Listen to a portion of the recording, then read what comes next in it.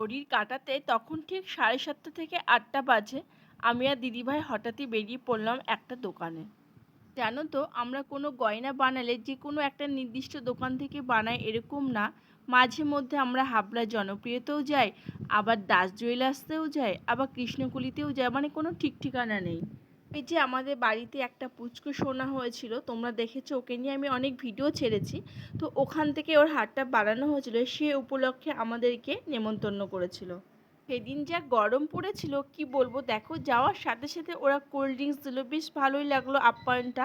তারপরে কিন্তু চারিদিকে ডেকোরেশনটা খুবই সুন্দর ছিল, আমি বেশ ঘুরে ঘুরে ক্যামেরা করছিলাম, এর মধ্যে কিন্তু আমি একটা রাধা গোবিন্দকে শোপিস দেখতে পেলাম। ব্যাস অমনি আমি ক্যামেরা বন্দি করে নিলাম, যেই না দেখতে পেলাম। আর জানো তো, প্যাকেট সিস্টেম করেছিল, সাথে একটা ক্যালেন্ডার ছিল, কি যে ক্যালেন্ডার ছিল সেটা ওখানে আর দেখা হয়নি। বাড়িতে এসে যখন খুলেছিলাম, মানে আমার ভীষণই আনন্দ হয়েছিল। তোমরা দেখো যে আমি যাকে ভালোবাসি তাকেই পেয়ে গেছি। আর এই যে সেই শোপিসটা, কি সুন্দর রাধাকৃষ্ণ দাঁড়িয়ে আছে।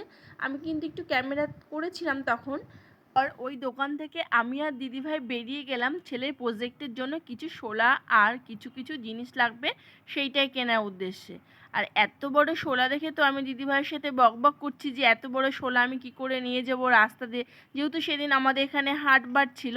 তো তা রীতিমতো দিদিভাইকে বললাম যে তোমার দায়িত্ব দিয়ে দিলাম এটা। তা দেখো যা যা সরঞ্জাম সবই কিনে নিলাম, আর এত বাজারে ভিড় ছিল, এর মধ্যে কি বলবো, বাজারে যাব আর ফুচকা খাবো না সেটা তো কখনোই হয় না। রীতিমতো পাশের একটা দোকানে সমস্ত মিষ্টির প্যাকেট সরঞ্জামগুলোকে রেখে দিদিভাই আমি পাতা হাতে নিয়ে দাঁড়িয়ে পড়লাম। আর বাড়ির জন্য কিছুটা প্যাকেট করে নেওয়া হলো। বেশ কিন্তু ভালোই লাগে এই দোকানে ফুচকাগুলো খেতে। কিন্তু ফুচকা খাবার সময় হাতে যেহেতু ক্যামেরা ছিল, তো এক হাত দিয়ে আমি সেলফি করলাম দিদিভাই আর আমি। আর দেখো আমি কিভাবে ফুচকাটা মুখের মধ্যে দেব, আমার নিজেরই হাসি পাচ্ছিল। তো যাই হোক, অনেক কষ্ট করে ক্যামেরা ধরে হাতে এইভাবে ফুচকাটাকে খেয়ে নিলাম। তারপরে কিন্তু সোজা বাড়ি এলাম, আর এসে দেখো আমার গপুকে কি সুন্দর লাগছে। এই প্রথম আমি এত সুন্দর একটা ক্যালেন্ডার উপহার পেলাম। তো থ্যাংক ইউ, সবাই ভালো থেকো।